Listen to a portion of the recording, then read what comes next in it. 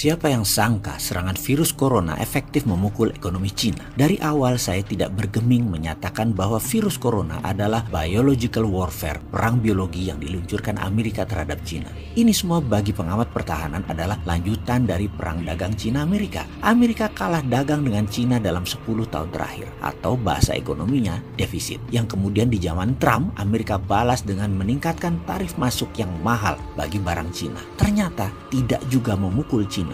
Kemudian Cina melemahkan yuannya sedikit sebagai counternya. Lalu apa yang dilakukan Amerika? US juga melemahkan nilai dolarnya. Namun sekali lagi, itu tidak memukul ekonomi Cina. Lalu dilanjutkan dengan serangan terhadap Huawei yang mau menguasai jaringan 5G. Di mana kalau Cina menguasai 5G, maka berakibat kekuatan ekonomi Amerika berkurang hingga 7% atau lebih dari 900 billion dolar per tahunnya. Apa yang terjadi? Akhirnya Cina mengalah. 5G mulai ketemu titik temunya. Namun masih Amerika versi Trump kurang puas. Trump ingin 2 kali menjadi commander in chief di Amerika. Maka digebrak lagi dengan serangan yang melumpuhkan ekonomi Cina, virus corona. Sebagai catatan, perang dagang adalah awal perang militer. Itu saya ulang berkali-kali. Kalau perang dagang menang, perang militer tidak berlanjut. Namun kalau belum menang-menang juga, pasti diserang lagi. Dan salah satunya adalah coronavirus ini. Ini adalah war tool. Ini adalah alat perang selanjutnya. Sebagai unsur melindungi segenap tumpah darah Indonesia,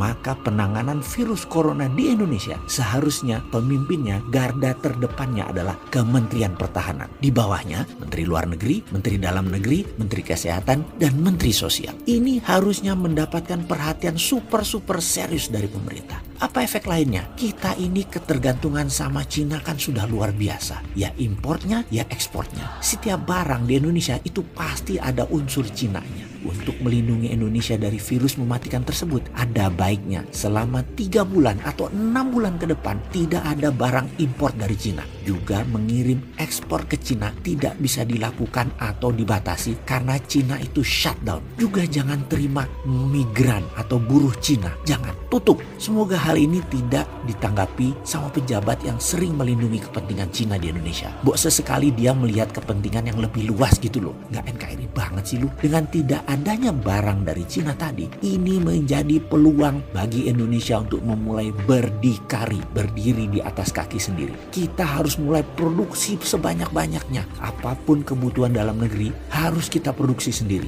Banjiri UKM dengan modal untuk memproduksi kebutuhan tersebut. Ini sekali lagi peluang. Kalau lagi begini masih mikir investasi asing, masih mengutamakan asing, bilang Indonesia nggak ada modal, nggak punya uang, perlu asing, apalagi asing. Ini yang komentar tidak NKRI banget. Coba sekali lagi kita mau dengar mana suara kalian yang nggak NKRI itu.